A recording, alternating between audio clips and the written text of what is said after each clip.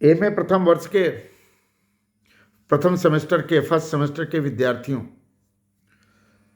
हमने धर्मशास्त्र और अर्थशास्त्र की राजनीतिक परंपरा का विश्लेषण आपके सामने किया। अब हमें नीति ग्रंथों के राजनीतिक परंपरा का विश्लेषण करना है, तो मैं नीति ग्रंथों के राजनीतिक परंपरा का विश्लेषण भी आपके सामने करना चाहता हूं। भारत में जो राजनीति की परंपराएं हैं, प्राचीन भारत में, उसमें धर्मशास्त्र, अर्थशास्त्र और उसके बाद नीति ग्रंथ की परंपरा आती है।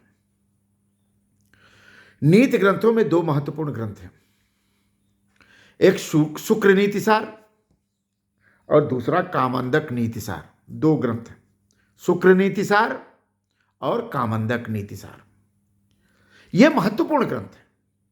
वैसे नीति ग्रंथों की परंपरा में और भी ग्रंथ आते हैं, जैसे राजनीति ग्रंथ रत्नाकर, नीति प्रकाशिका, नीति ग्रंथावली, नीति संस्कार, राजनीति विवेचन, राजनीति विवेच्य, इस तरह की अनेक पुस्तकें हैं जिनमें नीति ग्रंथों के नीति परंपराओं को आगे बढ़ाया जाता है।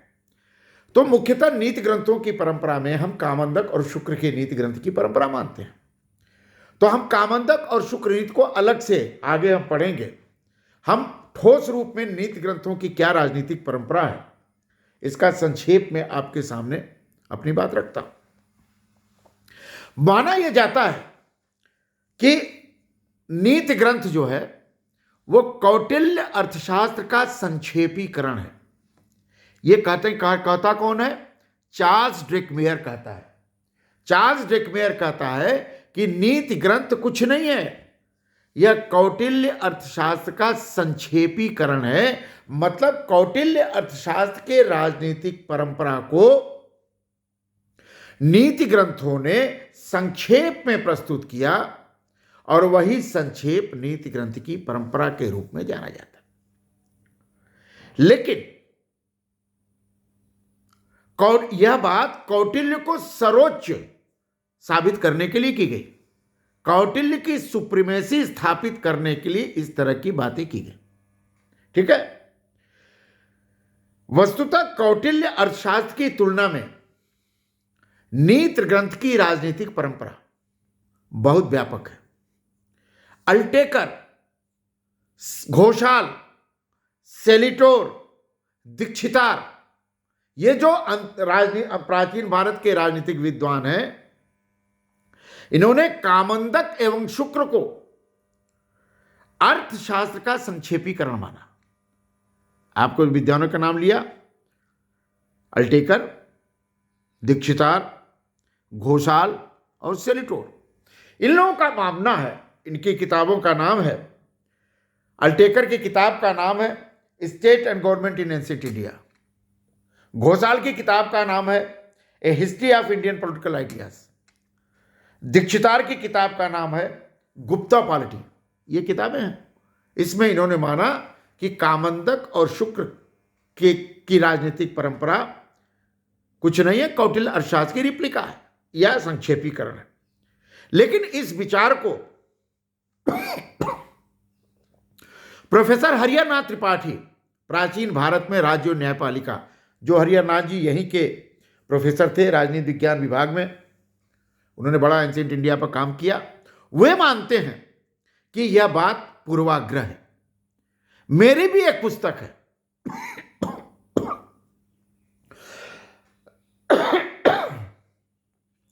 प्राचीन भारतीय राजनीतिक परंपरा का इतिहास। मेरी पुस्तक है, कौशल किशोर मिश्र की पुस्तक है, प्राचीन भारत में राजनीतिक परंपरा का इतिहास। और दूसरी पुस्तक है कामंदक में राजनीति और सुशासन। इन दोनों पुस्तकों में मैंने यह माना है कि अल्टेकर, घोषाल, सेलिटोर, ये लोग अर्थशास्त्र की परंपरा के लोग हैं। और चूंकि कामंदक और शुक्र की राजनीति कौटिल्य की तुलना में ज्यादा प्रासंगिक और व्यवहारिक है, इसलिए सेलिटोर आदि ने यह कह दिया कि कामंदक और शुक्रनीति की राजनीति कौटिल्य का संक्षेपीकरण है। मैंने यह माना कि वस्तुतः कामंदक और शुक्र दोनों की राजनीति का काल अलग है, दिशा अलग है, युग अलग है, प्रशासन का रूप अलग है और ध्येय अलग है। जब इन दोनों का ध्येय और प्रशासन का रूप अलग है तो शुक्र और कामंदक ने स्वाभाविक तौर पर कौटिल्य से अलग राजनीति का प्रतिपादन किया ही होगा, यह मेरा मानना है। यह मैंने वहां अपनी किताब में लिखा है। आगे जो होता है कि नीति ग्रंथ और कौटिल्य का नीति ग्रंथ कौटिल्य अर्थशास्त्र या अर्थशास्त्र की परंपरा का अंधानुकरण नहीं करता, यह मेरा मानना है।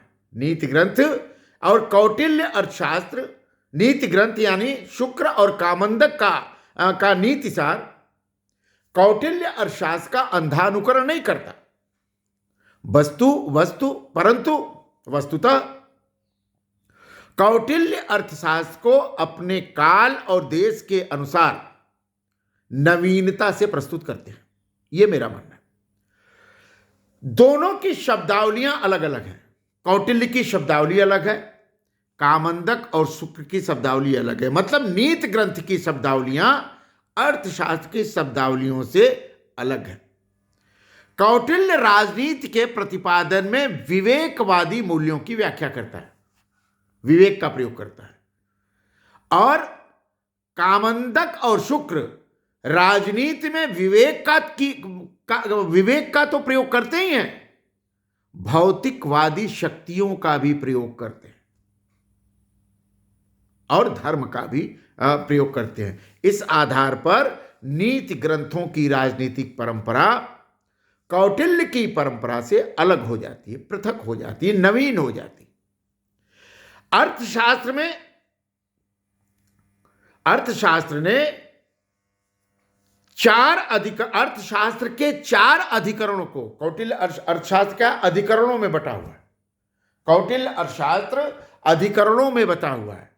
तो कौटिल्य अर्थशास्त्र के 4 अधिकरणों को शुक्र और कामंदक ने अपने ग्रंथ में स्थान नहीं दिया। दोनों ही परंपराओं में मंडल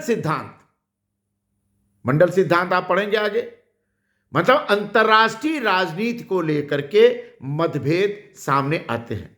नीति ग्रंथ और अर्थशास्त्र सत्ता विश्लेषण में राज कर्मचारियों के लिए राज विद्या का ज्ञान आवश्यक मानते हैं। मैंने जो IAS PCS की जैसी ट्रेनिंग होती है, उस तरह की ट्रेनिंग की बात कामंदक और शुक्र स्वीकार करते हैं कि जिस राजा के पास प्रशिक्षित राज कर्मचारियों की फौज नहीं होती, वह राजा शासन को अच्छी तरह नहीं चला पाता, यह शुक्र का कहना है। संवैधानिक सत्ता, दोनों संवैधानिक सत्ता की बात करते हैं। अर्थशास्त्र परंपरा भी संवैधानिक सत्ता की बात करती है। कामंदक और शुक्रनीति अर्थात नीति ग्रंथ की परंपरा भी संवैधानिक सत्ता की बात करती है। दोनों संविधान की रचना को मानते हैं। मतलब भारत में संविधानवाद का जन्म कौटिल्य अर्थशास्त्र के युग में हो गया था। भारत में संविधानवाद का जन्म का विकास नीति ग्रंथों ने भी किया। इसलिए यह कहना गलत है कि संविधानवाद पश्चिम की देन है। यह प्रमाण है इसके प्रमाण है। कौटिल्य अर्थशास्त्र पढ़ी तो उसमें संविधानवाद का संवैधानिक सत्ता की बात आएगी। नीति ग्रंथ विभिन्न सिद्धांतों का वर्णन करते हैं और कौटिल्य भी, अर्थशास्त्र की परंपरा भी विभिन्न सिद्धांतों का वर्णन करते हैं। कौटिल्य कुछ अर्थों में भाष्यकारों का नाम नहीं लेता, लेकिन नीति ग्रंथ परंपरा भाष्यकारों का नाम लेते हैं। नीति ग्रंथों ने अर्थशास्त्र का बहुत संक्षेप में उल्लेख किया है, व्यापक रूप से उल्लेख नहीं किया है। मतभेद की स्थिति में सिद्धांतों एवं व्यवहारों में अर्थशास्त्र की उपेक्षा न कर स्वतंत्र विचार प्रस्तुत करते। इसका मतलब क्या हुआ कि अगर नीति ग्रंथ की परंपरा और अर्थशास्त्र की परंपरा में मतभेद होता है तब क्या होगा? तो उस मतभेद की स्थिति में नीति ग्रंथ की परंपरा अपनी विचार को प्रमुखता देती है, अपनी विचारधारा को मानती है। जैसे अर्थशास्त्र पूर्व राजनीतिक आचार्यों से प्रभावित है। अर्थशास्त्र स्वयं कहता है कि हम अपने पूर्ववर्ती अर्थशास्त्रियों से प्रभावित हैं। उसी प्रकार नीति ग्रंथ पूर्व परंपरा का पालन करती है।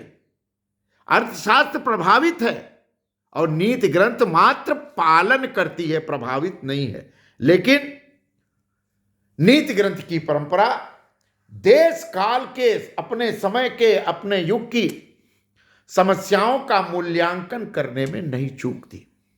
ये दोनों में अंतर है।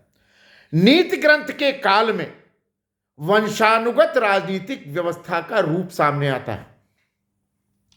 नीति ग्रंथ के काल में क्या आता है? वंशानुगत राजनीतिक परंपरा का संकेत मिलता है।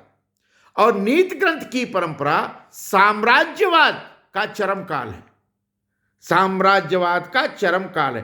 कामांदक ने ज्येष्ठाधिकार योग्यता सापेक्ष सिद्धांत का समर्थन किया। नीति ग्रंथ ने ज्येष्ठाधिकार योग्यता सापेक्ष सिद्धांत का समर्थन किया। मतलब अगर राजा अपने ज्येष्ठ पुत्र को राजगद्दी देना चाहता है तो उसमें योग्यता शासन चलाने की होनी ही चाहिए। अगर राजा का बेटा पागल है, मूर्ख है, दिवालिया है, तो ऐसे राजकुमार को राजा सत्ता नहीं दे सकता। यह ज्येष्ठाधिकार के सिद्धांत के विपरीत है। राजा के साथ राज्य की अन्य प्रकृतियां भी कार्य करती हैं। नीति ग्रंथ में राजा के साथ राज्य की अन्य प्रकृतियां भी काम करती हैं। अन्य प्रकृतियों का क्या मतलब? स्वामी, अमात्य, कोष, जनपद, मित्र, दुर्ग, सुहृद। स्वाम्या मात्यम पुरम राष्ट्रम कोश दंड सुहृद तथा। ये जो 7 प्रकृतियां हैं राज्य की, उसमें राजा एक प्रकृति है और राजा के साथ समान स्तर पर ये 7 प्रकृतियां काम करती हैं। यह नीति ग्रंथ मानता है। राज्य की संवैधानिक सत्ता, नीति ग्रंथ मानते हैं कि राज्य की संवैधानिक सत्ता जनमत के सापेक्ष है, लोकमत के सापेक्ष है। यह लोकतंत्र है। जब संवैधानिक सत्ता जनमत और लोकतंत्र के सापेक्ष हो जाए तो यह लोकतंत्र नहीं तो क्या है? गुप्तकालीन, यह काल गुप्तों का काल है। गुप्तकालीन राजाओं के पास अपरिमित शक्तियां थी। भू संपत्ति राज्य की संपत्ति थी। उसके बंटवारे में राजा की इच्छा का महत्व था।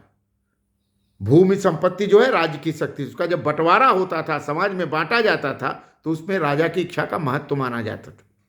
अपनी इच्छा का प्रयोग कर राजा उत्तरदायित्व विहीन हो करके काम नहीं करता। भूमि बंटवारे के समय भी राजा उत्तरदायित्वहीन करके संपत्तियों को नहीं बांटता, क्योंकि उसके ऊपर अन्य प्रकृतियों का नियंत्रण है। वह अवरोध संतुलन के सिद्धांत से भरा हुआ है। मतलब कामंदक नीति ग्रंथ परंपरा में अवरोध और संतुलन के सिद्धांत का भी प्रतिपादन किया गया, जिसको आप शक्ति संतुलन कहते हैं, बैलेंस ऑफ पावर कहते हैं। बैलेंस ऑफ पावर का संकेत भी नीति ग्रंथ की परंपरा में मिला है। मंत्रिपरिषद राजशक्ति पर नियंत्रण का साधन थी। नीति ग्रंथ परंपरा में जो मंत्रिमंडल बनता था, मंत्रिपरिषद बनता था, वह मंत्रिपरिषद स्वतंत्र था, स्वायत्त था, संप्रभु था। और वह मंत्रिमंडल राजा की निरंकुशता और राजा की स्वेच्छाचारिता पर रोक लगाने का काम करती थी।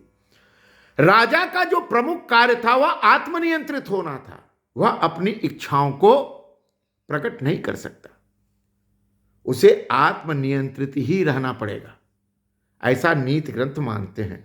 प्रशासनिक और राज्य सुविधाओं का उपयोग नीति ग्रंथ परंपरा में नीति ग्रंथ परंपरा में जो राजा है वह प्रशासनिक और राज्य की सत्ता का उपभोग मनमाने ढंग से नहीं कर सकता, उसे मंत्रिपरिषद की अनुमति लेनी पड़ती है। तो यह भी एक नियंत्रण का रूप था। नीति ग्रंथ ने राजा को मूर्धा माना, मूर्धा मतलब सिर माना, राज्य का सिर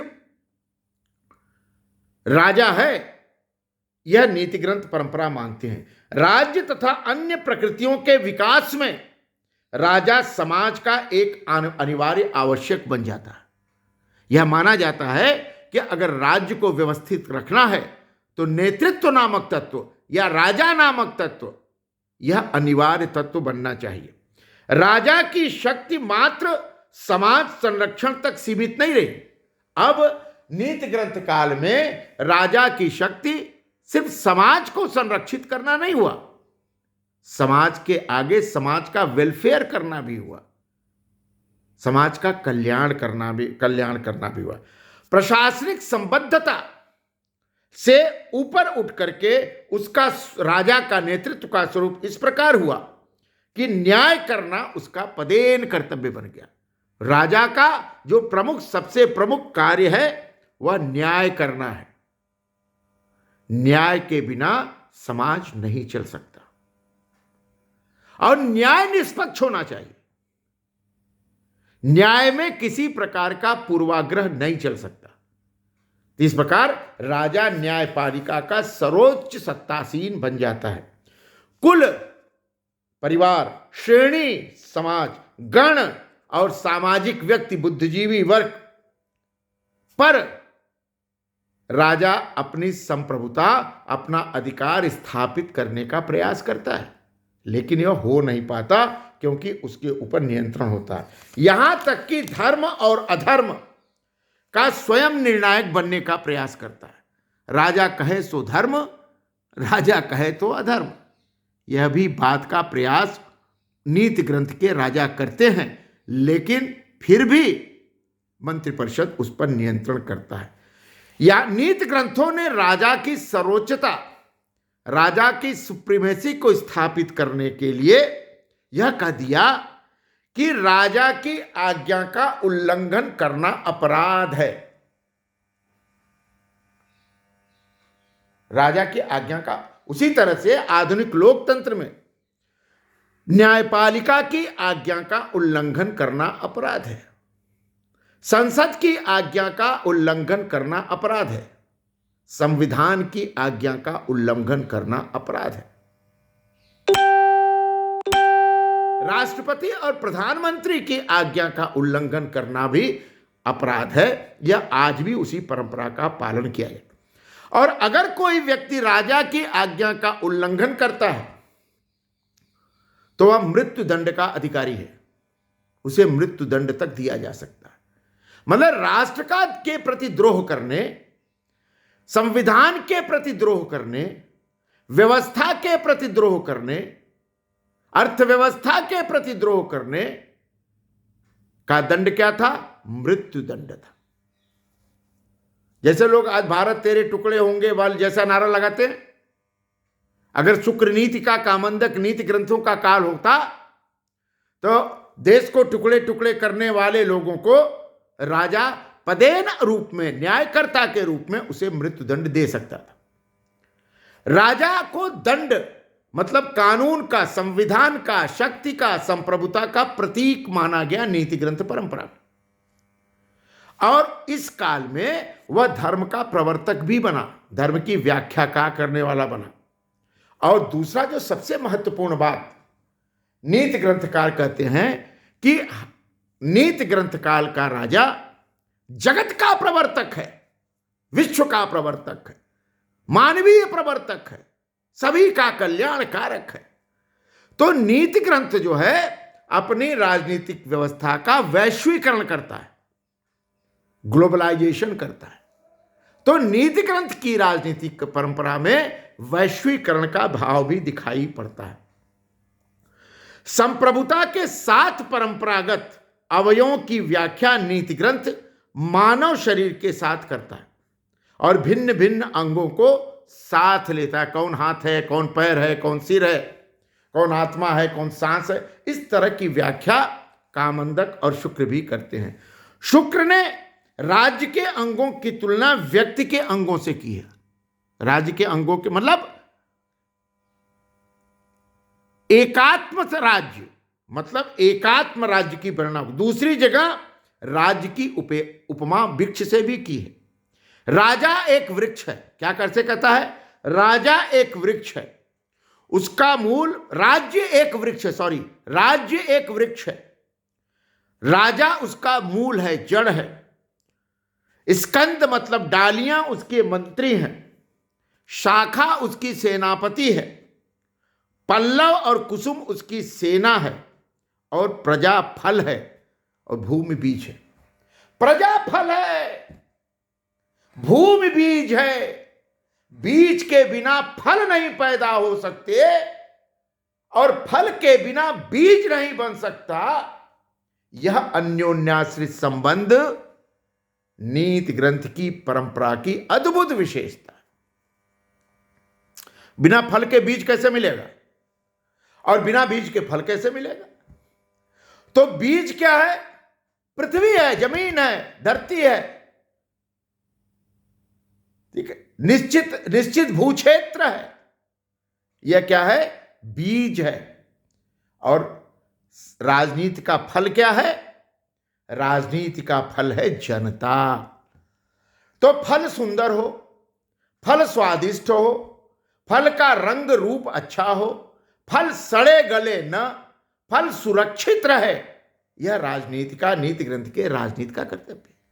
जनता में सड़े गले न, जनता सुरक्षित रहे, जनता स्वस्थ रहे, जनता समृद्ध रहे, जनता सुंदर रहे, इस बात की व्याख्या नीति ग्रंथ करते हैं। राज्य के विभिन्न घटकों की अन्योन्याश्रित एकता पर विशेष बल नीति ग्रंथ देता है। राज्य के जो पूरे विभिन्न घटक हैं, वो घटक अन्योन्याश्रित रूप से एक दूसरे से जुड़े रहें, एकजुट रहें, इसकी बात नीति ग्रंथ देता है। राज्य के और उसके घटक उसकी प्रक्रिया के अंग हैं। जो सारे घटक हैं राज्य के, वो सारे घटक राज्य की प्रक्रिया के भाग हैं, और उस प्रक्रिया के बिना राज्य पूरा नहीं होता। राज्य के अवयव सिद्धांत की मान्यता नीति ग्रंथ देता है। नीति ग्रंथ क्या करता है? राज्य के सावयव सिद्धांत की व्याख्या करता है और व्यक्ति और समाज के कारण, व्यक्ति और समाज के कल्याण के उद्देश्य को निश्चित करता है, और व्यक्ति और समाज के विकास के लिए राज्य के विभिन्न घटकों को आप मजबूत करने पर बल देता है। राजा राज्य का प्रधान होते हुए भी राज्य के विभिन्न घटकों का में एक अंग है। अन्य प्रकृतियां राज्य के कार्य में सहभागी हैं। अन्य प्रकृतियां राज्य के कार्य में सहभागी हैं। शुक्र ने माना कि राजा उन्हीं निर्णयों पर हस्ताक्षर करेगा जिस पर संबद्ध विभाग के मंत्री का हस्ताक्षर है। यह मंत्रिमंडलीय व्यवस्था है। इस तरह का मंत्रिमंडलीय व्यवस्था शुक्र नीति ग्रंथ कौटिल्य अर्थशास्त्र में नहीं है, नीति ग्रंथ में है कि राजा किसी निर्णय पर तब हस्ताक्षर करेगा जब संबंधित विभाग का मंत्री भी उस पर हस्ताक्षर कर देता है। अतः प्रशासकीय स्वायत्तता पर जोर दिया गया। नीति ग्रंथों ने प्रशासकीय स्वायत्तता पर जोर दिया। आज भी आधुनिक प्रशासन में भी प्रशासकीय स्वायत्तता पर विशेष जोर दिया जाता है ना, पक्का है।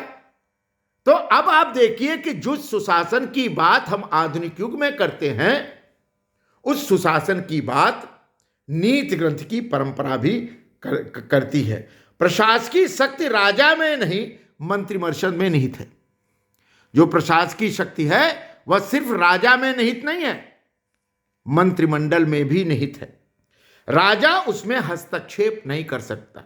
मंत्रिमंडल के निर्णयों में राजा हस्तक्षेप करने का अधिकारी नहीं है। उक्त के दो निष्कर्ष निकलते हैं। इसके दो निष्कर्ष निकलते हैं। एक, राज्य के निर्णय में समाज एवं जनता की भागीदारी अनिवार्य है। नीति ग्रंथ कहता है कि राज्य के निर्णयों में समाज और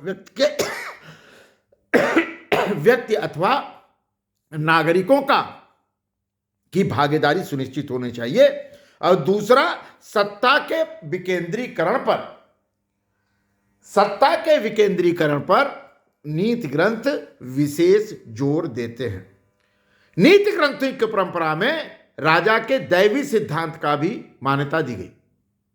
उसको ना विष्णु पृथ्वीपति, मतलब राजा पृथ्वीपति है और विष्णु का अवतार है, लेकिन यह अवतार उसके गुणों के कारण है, उसके कर्तव्यों के कारण है। अगर उसका कर्तव्य राक्षस तुल्य होता है, अगर उसका कर्तव्य आतताई होता है, अगर उसका कर्तव्य आतंकवादी प्रकृति की तरह होता है, तो उसके ऊपर ना विष्णु पृथ्वीपति का सिद्धांत लागू नहीं होता। ठीक है। दैवी स्वरूप में उसकी शक्ति बढ़ी, राजा की शक्ति बढ़ी, उसके सम्मान में वृद्धि हुई, लेकिन इस सम्मान के बाद भी राजा को कानून बनाने का अधिकार नहीं मिलता।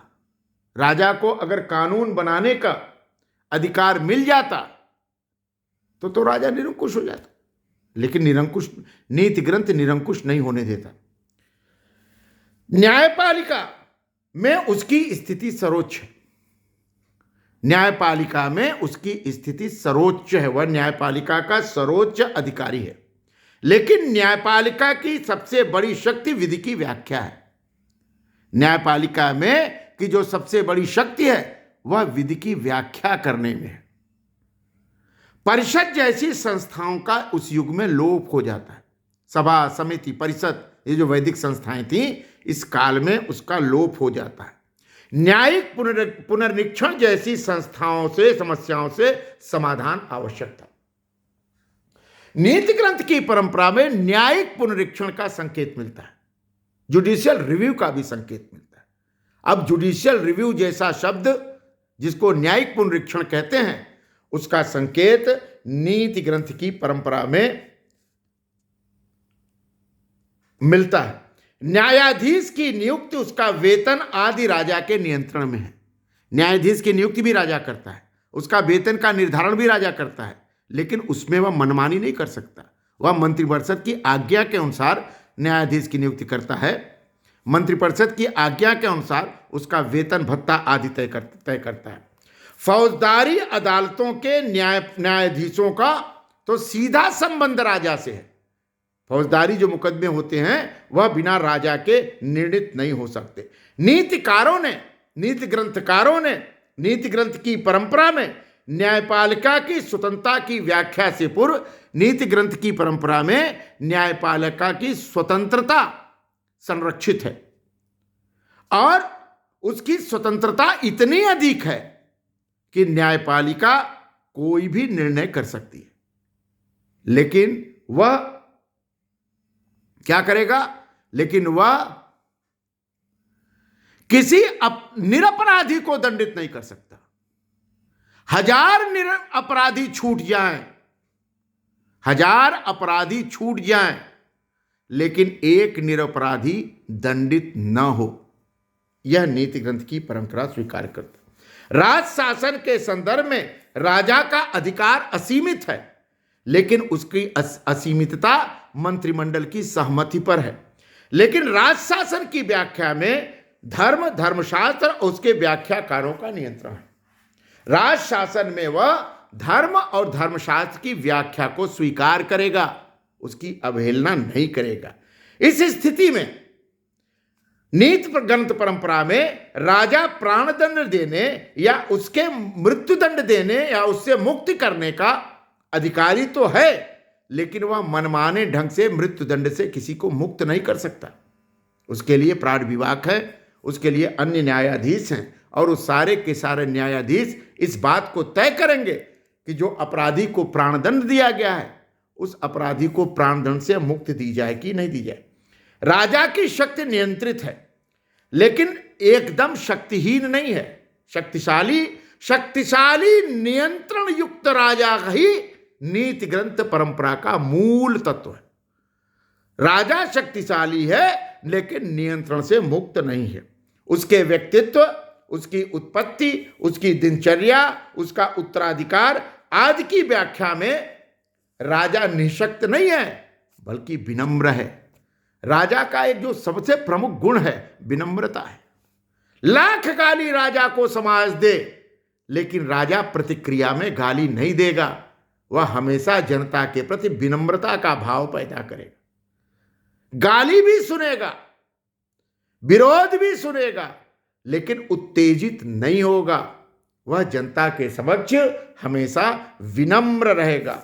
राज्य और समाज के विश्लेषण में नीति ग्रंथ के राजनीतिक परंपरा का लक्ष्य समाज है और समाज का लक्ष्य एक मजबूत नेतृत्व है, क्योंकि मजबूत नेतृत्व के बिना राज्य संस्था सुरक्षित नहीं रह सकती। विनय कुमार सरकार ने